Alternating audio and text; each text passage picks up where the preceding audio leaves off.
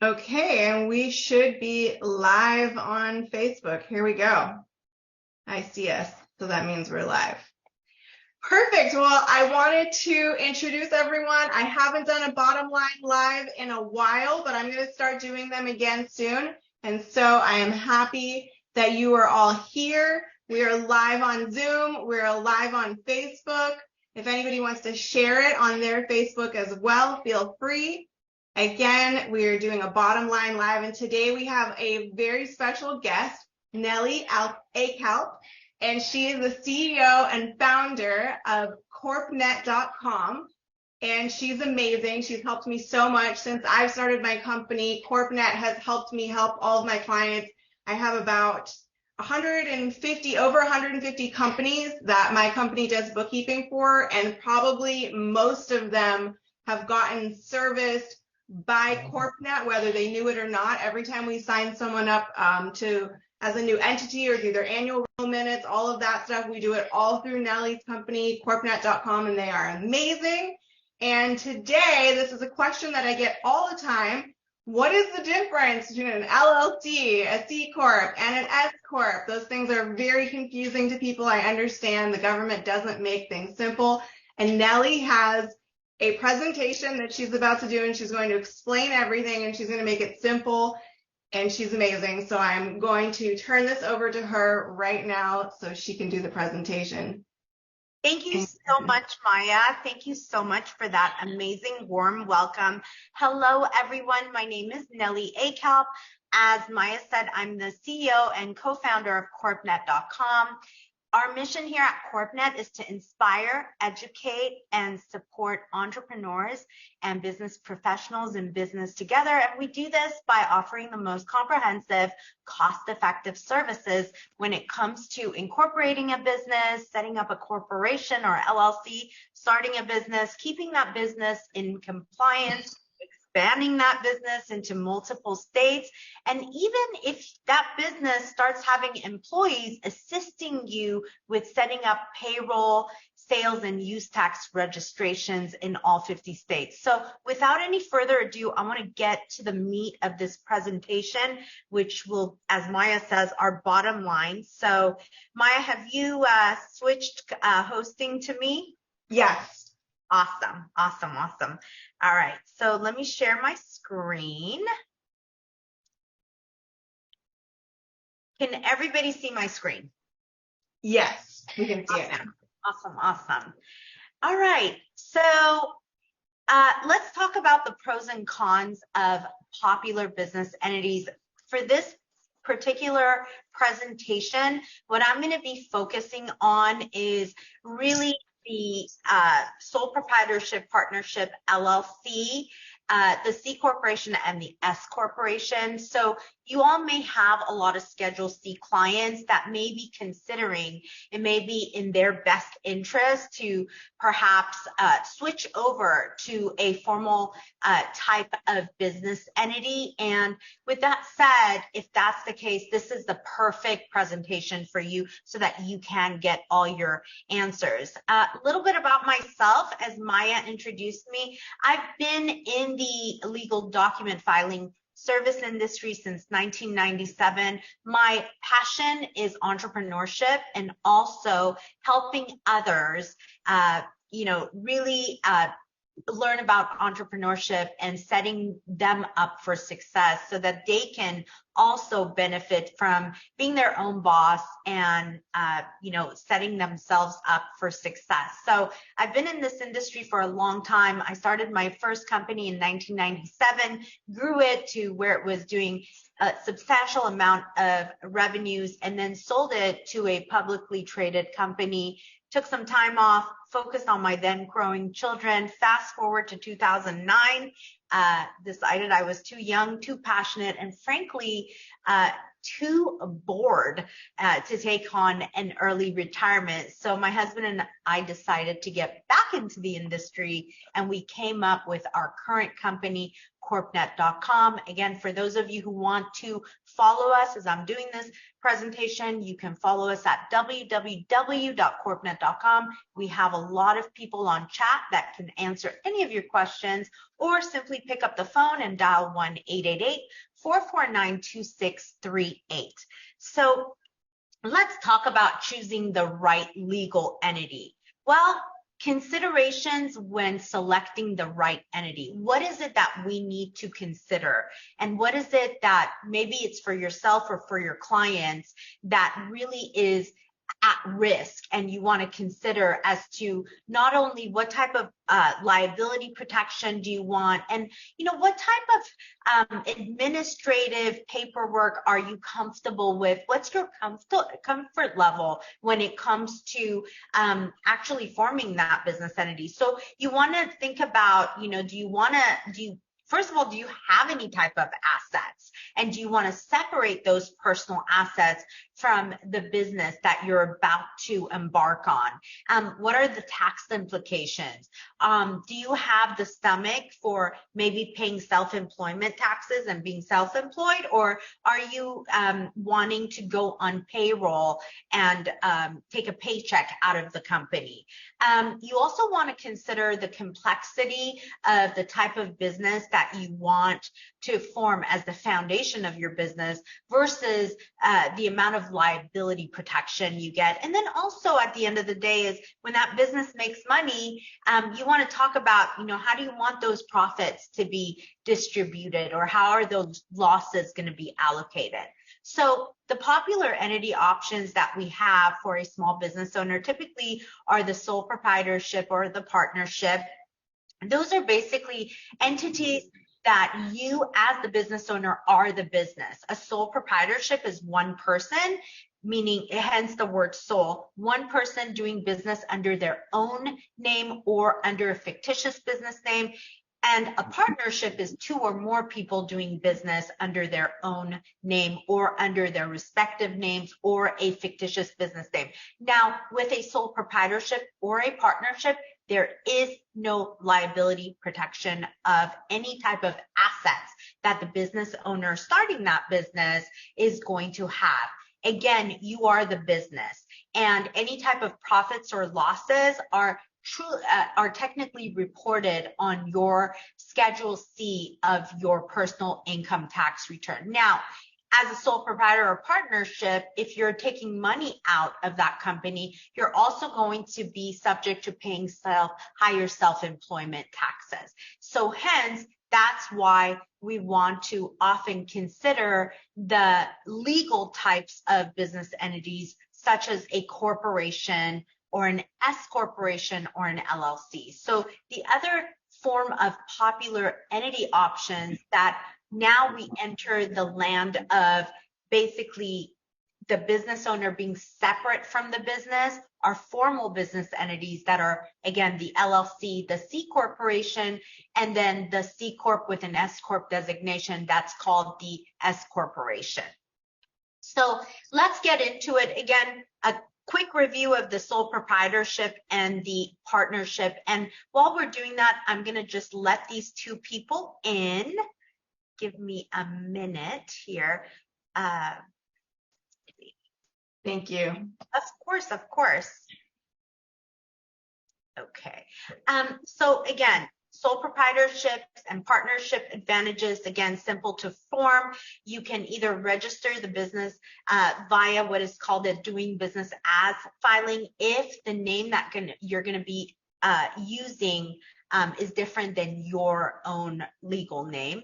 And typically the doing business as filing, or also called the fictitious business name filing, is typically filed at the county recorder's office or the courthouse in the county where the business is located. It's also very simple to maintain. Again, as I mentioned, no financial statements or lengthy paperwork to stay compliant. And income earned by the business is considered income earned by the owner. The downfall of it is that if the owner is going to be taking a draw out of the company, they're more likely going to be subject to paying higher self-employment taxes. Why? Because you report income and expenses on the Schedule C of your personal tax return. And again, when you're taking a draw, that draw is considered income, and you're going to have to pay self-employment taxes on it.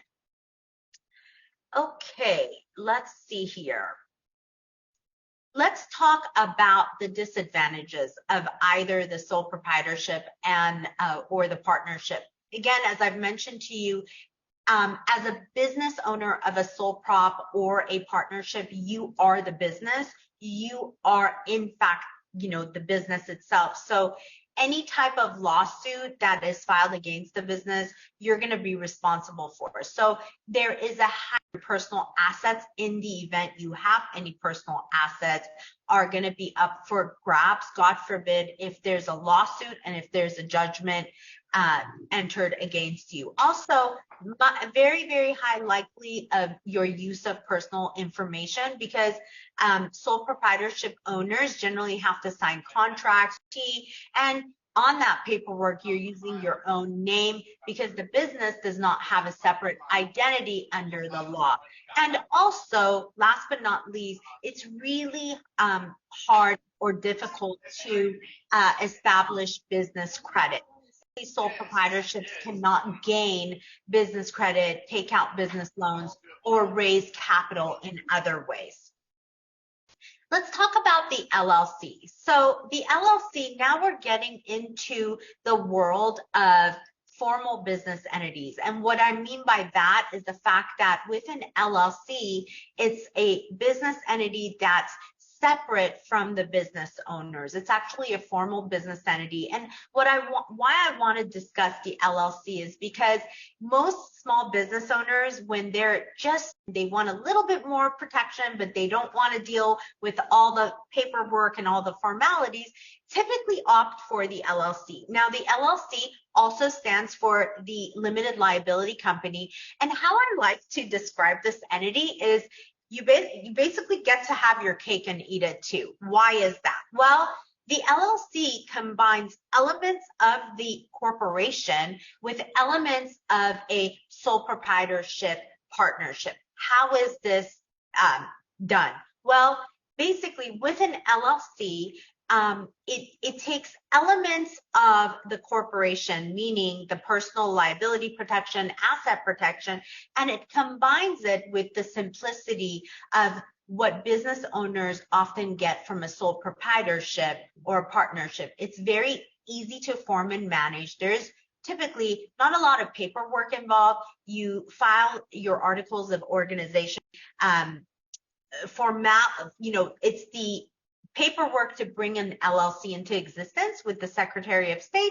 And then typically the operating agreement is the single piece of document that controls the LLC. With an LLC, you get asset protection, there's tax flexibility, and you also get that professional credibility and the separation of personal assets from the business. So with an LLC, you're getting all of the liability protection and the asset protection that a corporation would afford you without all of the paperwork and the formalities that often go with a corporation. Now, let's talk about the disadvantages of the LLC. Well, there are disadvantages. One is there could be a possible confusion over roles. If your LLC has multiple members, you may clash over who should be doing what and who is authorized to make certain decisions. However, the upside of that is that if you have an ironclad operating agreement that specifically delineates every member's role and responsibilities to the LLC, this confusion can be minimized. There's also the self-employment tax aspect of the LLC. When you have one person forming an LLC, that's called a single member LLC. If you have two or more people forming an LLC, that's normally referred to as a multi-member LLC. By default, members of an LLC cannot be employees. Therefore, if a member of an LLC takes money out of the LLC, the only way they can take that money out of the LLC is in the form of a draw. Just like a sole proprietorship or a partnership, they are going to be subject to paying higher self-employment taxes. So by default, if an LLC is a single member LLC, by default, it's taxed as a sole proprietorship. By default, if an LLC is 2 or more members, by default, that LLC is taxed as a partnership. And with a single member LLC or a multi-member LLC that is taxed either as a sole proprietorship or partnership, members of those LLCs can only take a draw out of the LLC. They cannot take a paycheck out of the LLC. So what does this mean? They have to pay higher self-employment taxes. Now, a lot of times my clients come in and they go, well, Nellie, is there a way around this? Because, you know, I want that liability protection. I want the asset protection, but I don't want that paperwork, the headache of dealing with the corporate formalities that often go with a corporation. What can I do? Yes, there is. And the way to get around this is the LLC can opt to be taxed as an S corporation for tax purposes, or if that LLC does not meet the requirements of the S corporation tax designation, that LLC can opt to be taxed as a C corporation. What does this do?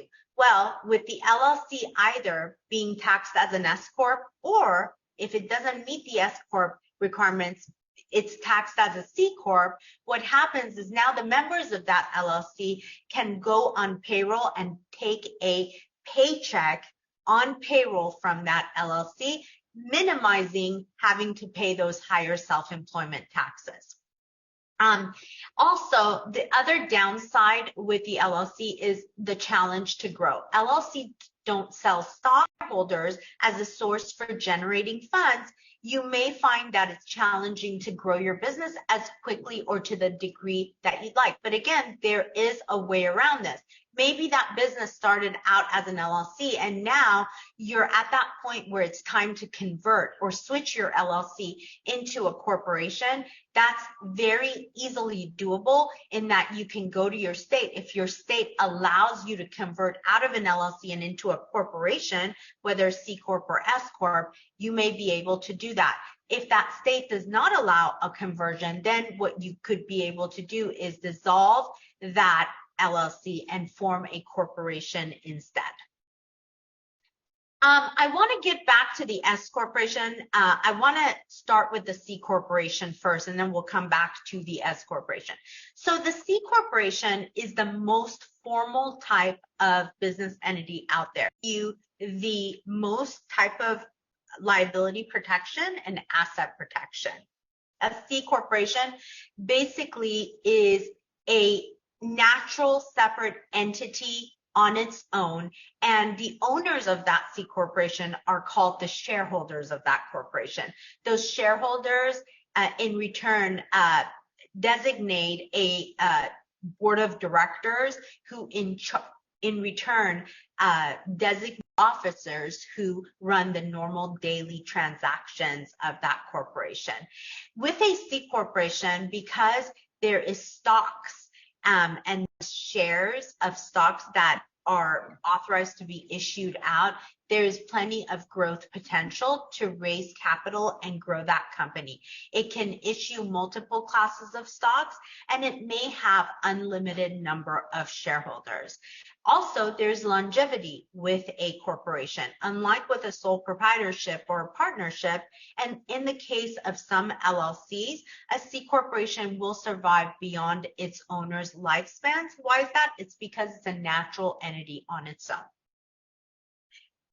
Let's talk about the C Corp disadvantages. Well, with a C corporation, as I mentioned to you, it is the most formal type of business entity out there. And with that comes a lot of paperwork and formalities. And there's also cost and complexity that's associated with and maintaining that corporation. A C Corp typically has more compliance requirements and costs more in many states to register than other business entity types. As I mentioned to you with the LLC is controlled by a single piece of document called the LLC operating agreement, whereas with a C corporation, there's going to be, basically the articles of incorporation, then there is the bylaws of the corporation. Every time the shareholders of the corporation or the board of directors want to change something within the corporation, there needs to be a meeting, there needs to be resolutions passed, and there needs to be minutes that are recorded. And then on a yearly basis, the corporation has to have a formal annual meeting of the board of directors and the shareholders. So typically, there is a little bit more compliance requirements that are associated with a C corporation, but sometimes, and in light of the Jobs Act that was passed in 2017, with now the C Corp being taxed at a flat 21%, it may be more favorable for some business owners who cannot qualify for the S corporation. The biggest downfall with the C Corp is that double taxation. Generally, C corporations are subject to double taxation. So if you've ever heard of that double tax hit with C Corps, it's basically, this is what we're talking about. With a C corporation, the C Corp gets taxed once at the corporate level if that corporation reports a profit. Okay, so that's one level of tax. Then when the C corporation pays out a distribution to each of its shareholders, i.e. the owners of that corporation, those shareholders get taxed again on their individual tax bracket. Hence the concept of double taxation. What is a way to get around this? This is where the S corporation comes up. And this is why I wanted to kind of skip and come back to the S corp. There's a huge confusion here amongst many as to an S corporation being a type of corporation. This is not the case. An S corporation is a tax designation that's given to a C corporation, okay? How does this work? A corporation gets formed as a C corporation, and then if that corporation wants to avoid double taxation, it basically submits IRS Form 2553 to the IRS as long as it meets those requirements, and then the IRS, as long as it approves that corporation's S Corp tax designation election, will now view that C corporation as a flow-through, pass-through entity for tax purposes. So I want to make sure everybody understands that a C corporation with an S Corp tax designation, that's what we refer to as an S Corp. An S corporation is not a type of corporation. It's a tax designation that's given to a C corporation that meets the requirements as delineated by the IRS as to who can qualify to be an S Corp. Now, the tax savings is the fact that when that C corporation gets the approval and meets the requirements, where the IRS is now looking upon them as a pass-through, flow-through entity, all the profits and losses are passed through, flow through, and are taxed once at the shareholder level. Thereby, the corporation itself is not now subject to paying a tax. All of the profits and losses are distributed down to each of the shareholders of that corporation, and the shareholders are taxed once at their individual shareholder level, hence avoiding that double tax hit. With an S Corp, in all other aspects, it's a C corporation. So there's all that formality and there's that asset protection, liability protection that's normally afforded to you by a C corporation. Now, what are the disadvantages? Okay, number one, the IRS has strict guidelines as to who can become an S Corp, which C corporation can become an S Corp.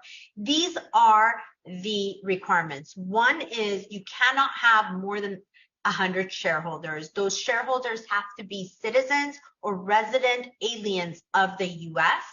And you have to make that election within 75 days of that corporation coming into existence or issuing out shares or conducting business.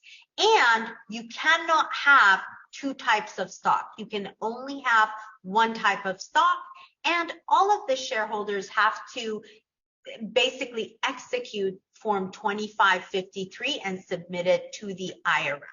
So there are limitations as to who can qualify for the S Corp tax designation, and that's a limitation. Number two is there is, again, just like any other C corporation, there is the cost and the complexity and the compliance requirements that would normally run with that corporation, because the foundation of that corporation is a C corporation, but in the eyes of the IRS, it's being looked upon as a flow-through, pass-through entity because of that S Corp designation that's been approved and delineated to that C Corp by the IRS. Moving right along. So let's do a recap on choosing a business structure for your business entities. And I just want to see if there's any questions, or do you want me to just keep going, Maya? Yeah, if anybody has any questions, feel free to write them in to the chat and we can get Nellie to answer, because she is an expert on all of these things. I have a question. Yes. So we have a lot of LLCs that elect to be taxed as an S corporation. So are they still, when they move from being an LLC to an S corporation, are they still moving through C Corp to then S Corp election? Is that how that? This is a great question, and I'm so happy you brought it up. So with an LLC that elects S corporation election for their tax designation, the foundation of that business entity is still an LLC. So it's truly an LLC, and for tax purposes, they've elected S Corp tax designation. But in all other aspects, that business entity is an LLC and hence does not need to go through those compliance requirements that are typically afforded to a C corporation. Okay, good. That makes sense, because that's why we recommend for companies to become an LLC and then elect to be taxed as an S corporation, so they can avoid a lot of the compliance and paperwork that they have to deal with when you're a C corporation. Exactly. Okay, good. And then that makes a lot of sense. And then the other question I have is, a lot of times CPAs will recommend for clients to elect to be taxed as an S corporation when they've been in business for several years. But per your presentation, it had a much shorter limit. So can you explain how that works?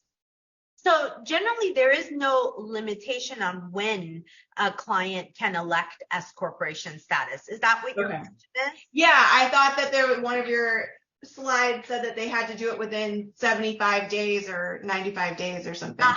Okay, so there is a requirement, there's a timing requirement as to when that S corporation becomes effective. And I'm glad you brought this up. So for a newly formed corporation that's just formed, okay, in order to elect S Corp status, they have to do it within 75 days of that business, of that corporation or LLC coming into existence, or issuing out shares or conducting business, whichever happens sooner, okay? If they miss that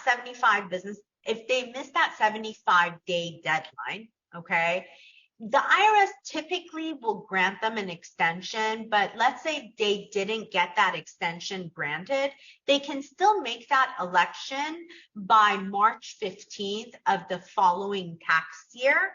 Gotcha. But their S Corp election designation is not going to be effective until that following tax year. So I'll give you an example. Let's say, there's a company formed right now, okay?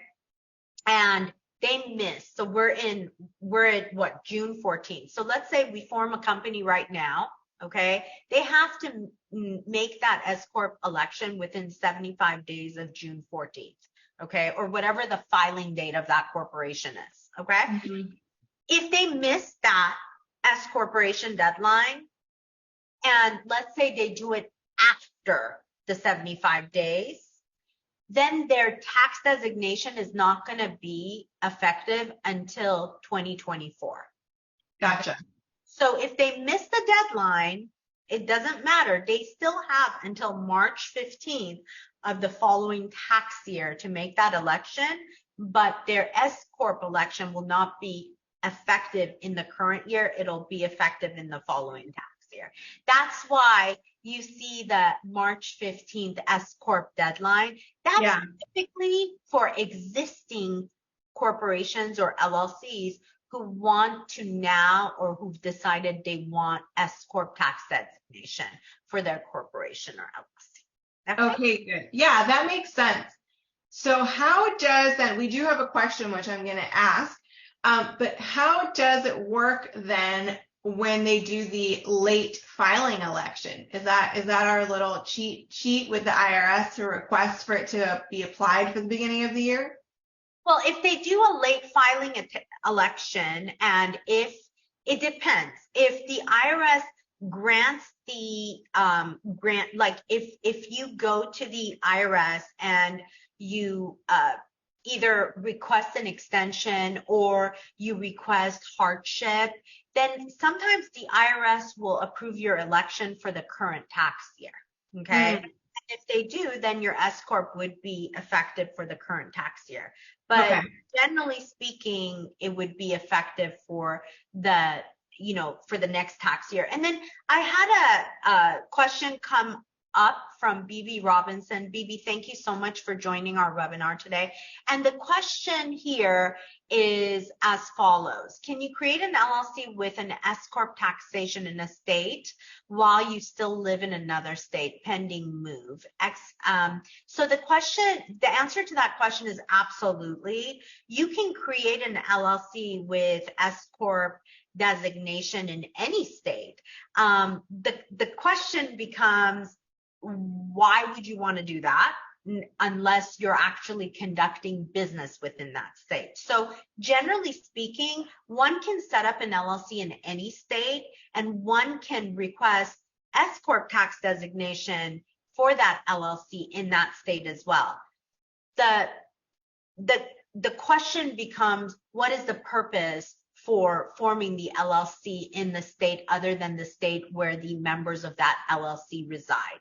And the reason why we would want to bring this up is because of the fact that, if you are residing in one state and setting up the LLC in another state, then you're subjecting yourself to two states' laws and taxation requirements. So typically, the general rule of thumb is to set up the corporation or LLC in the state that the members or the shareholders reside, where the business location is, if there's a storefront, where the business bank account is set up. And it all boils down to Nexus, which is a whole presentation in and of itself, another IR. But at the end of the day is you have to have connectivity to that state in order to form the LLC within that state. So moving along, right along, a recap on choosing a structure for your business. What we've done here is basically a little graph for you, so that, when Maya shares this presentation, you can download it and then just ask when you have your clients, or if this is for yourself, you can just go down the tree and see where you land. With this, with the questions you ask. Do you want, to limit your personal liability? If that's a yes, then you go down to the right. If it's a no, then you want to ask the questions of, do you have one member or multiple owners? If there's multiple, are they active or silent? If it's a single member, then it's going to be a sole proprietorship. And then alternatively, if you go down the other side where you want to limit personal liability, okay, well, what's the objective here? Do you want to possibly go public one day? Do you have an exit strategy, or is it more about taxation? What are your goals? And then typically you'll see that as a small business owner, you'll generally end up either with an S Corp or an LLC. I've also summarized here the different types of business entities, their formation requirements, and then also what type of personal liability is associated with that business entity, transferability of interest, duration, whether it's pass-through, if it's easy to raise capital, and then also if there's a limitation on the number of. We've also summarized the different types of business entities here for you, and then what type of initial filing requirements is associated with that business entity versus what type of annual compliance requirements are associated. It's going to require a registered agent. Well, the question I'm sure a number of you have is, Nellie, what is a registered agent? Okay, so here's the rule.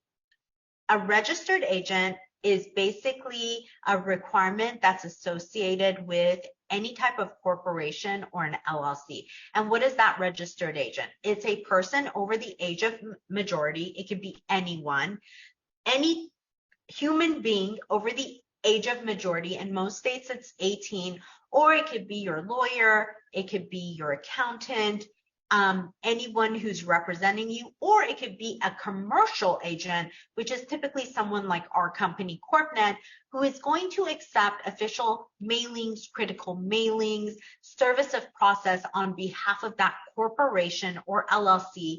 That registered agent has to have a physical address. It must be at that physical address between normal business hours of Monday through Friday, 8 to 5, and it has to have a physical business address, no private mailbox, no PO box, and it has to be within the state that that corporation or LLC is being formed, and it has to be active every year that that corporation or LLC is in existence. So for any of you looking for a registered agent, we provide those services in all 50 states as a commercial agent, and our services are backed by 100% satisfaction guarantee, and our registered agent services are such that we just charge an annual fee, and there is no markups. We don't charge per mailing that we accept, so it's just a flat fee. And if you're wanting us to act as your registered agent in multiple states, or if you have a business in multiple states, or if you have multiple companies that you want us to act as a registered agent, we do also offer bulk registration services with a single point of contact and very, very competitive discounted pricing. Now, let's talk about the tax advantages and disadvantages. We have a little bit of time left, and I have really, covered all of this with you, but I want to do a recap. C Corp tax advantages. We talked about this, okay? As a C corporation, because of the passage of the Tax Cut Jobs Act, corporate income tax rate may be favorable to some people, okay? Because now a C corporation is tax flat at, I believe it's a 21% rate. So typically for those people that oftentimes would pay higher in self-employment taxes, the C Corp tax rate may be more favorable. The other thing is that as a C corporation, the business may be eligible for more tax deductions than if it were an LLC partnership or a sole proprietorship. And then also you have the advantage that a qualifying C Corp that meets the requirements of the S corporation election can qualify and avoid that double tax it. And then also there's that SALT deduction that can apply to many C corporations. Now, what is that? Can you tell us what that stands for? Oh, you have it right there. Yes. So what is the SALT deduction? It's the state and local tax deduction, which is limited to $10,000. This is going to be in effect until 2027, and it's except property taxes paid or accrued in a trade or business or income activity. So it doesn't apply to property taxes. However, there is no limit on corporate state income tax deduction. So check with your tax advisor, bookkeeper, CPA if you are eligible for the SALT deduction, because it is in effect until 2027. Now, let's talk about the C Corp tax disadvantages. Very simple. It's basically that double taxing. The C Corp that does not qualify for an S corporation typically will be taxed on the profits that is earned at the corporate level, and then any of the profits paid in the form of a dividend are taxed again to the shareholders on their individual tax returns. S corporation tax advantages. Okay, number one, if it where it's concerning an LLC, okay, it lessens the self-employment tax burden on LLC members that qualify and meet the S corporation election. Why is this? Because as we talked about, by default, members of an LLC cannot be employees of an LLC. Therefore, the only way they can take money out of an LLC is in the form of a draw, and that's going to subject them to paying higher self-employment taxes, okay? When it comes to the C corporation, as we talked about, a C corporation that is eligible for that S corporation election, it allows those S corporation members to not be, hit with that double tax hit, and all the profit and losses of that C corp flow through and are taxed once at that individual shareholders level. The disadvantages are, again, as we talked about, it may limit growth potential because as an S corp, you can only have up to 100 shareholders. And then there is that reasonable compensation key with an S corporation. So what does that mean? Any type of an LLC or a C corp that is granted S corp tax designation by that IRS, and now is, if you're an officer of that LLC or of that C corp and now are taking a paycheck, the IRS is cracking down on these officers of these corporations that are taking a paycheck under that S corp. But what they're cracking down on is because these officers will take a little paycheck and then they'll take the majority of it in the form of a distribution because they want to save on paying a lot of payroll taxes. Well, the IRS is caught on to that, and now they're cracking down on it, and it's a possible red flag for an audit for any company. So this is where the reasonable compensation key is, in that for C corps that have elected S corp election, or for an LLC that's elected S corp election, you have to take a reasonable salary through a paycheck. Otherwise, you're going to flag yourself up for an audit. And keep in mind, S corporations typically are not treated equally at the state level. Some states have different requirements as to how that S corp is going to be treated as at the state level. Limited liability company advantages, again, as we talked about, single member LLCs by default are taxed as a sole prop, multi-member LLCs as a partnership, LLCs that are qualifying for S corp election. Again, LLCs may elect to have their LLC treated as an S corp for tax purposes, and mainly it's to limit their self-employment taxes. And then here's another advantage, is that with LLCs, owners choose how they can distribute profits. What does this mean? It means that the LLC member may choose how their business will divide the company's profits and losses amongst its owners, allowing for members to consider not only money invested, but also time, sweat equity, and work invested when distributing profits. So very, very flexible with the LLC as to how profits and losses can be distributed.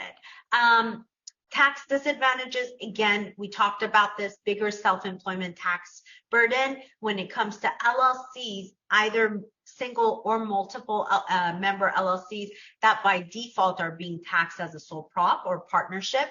And as a result, one of the biggest disadvantages is that by default, a single member LLC or a multi-member LLC cannot be employee of that LLC.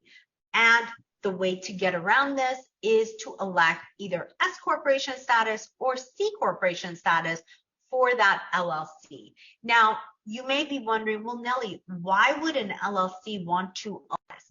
Well, because if that LLC cannot qualify for an election, and if they took a draw out of the LLC and are subject to higher self-employment taxes, by electing C Corp status, they can put themselves on payroll, minimize their self-employment tax burden, and that flat 21% tax rate for the C Corp may serve more beneficial for them and may serve as a tax savings for them. So I hope this presentation has been informative for you. Want to go over just, again, a quick recap of what we can do and how we can help you, because I've given you all this information, and for those of you who may be ready to either switch over yourself from a Schedule C to a formal type of entity, or if you have clients who need to do that, so how do we come into play?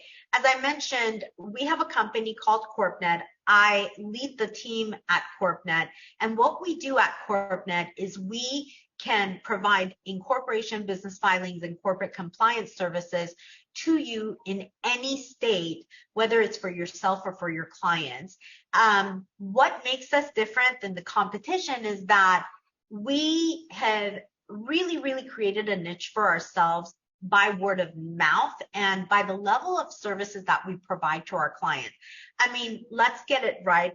Accountants use us. Bookkeepers like Maya use us. So that in and of itself is a testament to the level of services we provide to our clients. And what we can do for you is not only start your business and keep your business in compliance and expand your business in all 50 states, but we can also help you help your clients and act as an additional source of revenue or an additional source of revenue stream for those of you who are considering not only, start actually maybe offering these types of services to your clients.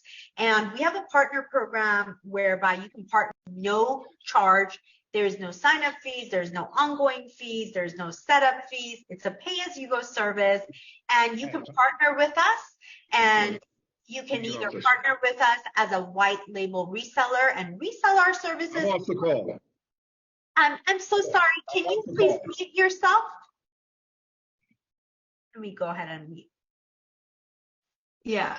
So, anyways, you can see what we offer. Again, you can refer us out, you can resell our services, but it's a form and source of a revenue stream for those of you who, offer bookkeeping services or tax preparation services to your clients.